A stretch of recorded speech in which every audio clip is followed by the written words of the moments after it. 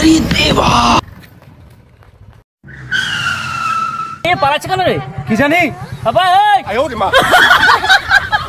কি করে পালাবো তো আমরা, তুই কেন পালাচ্ছিস ভাই? আরে ভাই আমার প্রথম মোবাইল চুরি হয়েছে তো আমি বুঝতে পারছি না আপনারা পালাবেন না আমি পালাবো। একে মনে হচ্ছে চুরি করাটা শিখাইতেই হবে।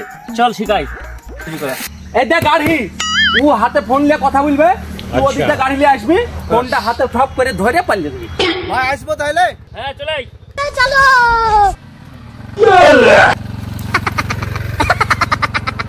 বাহ বাহ বাহ বাহ বাহ একবারে শিখে গেল রে ও।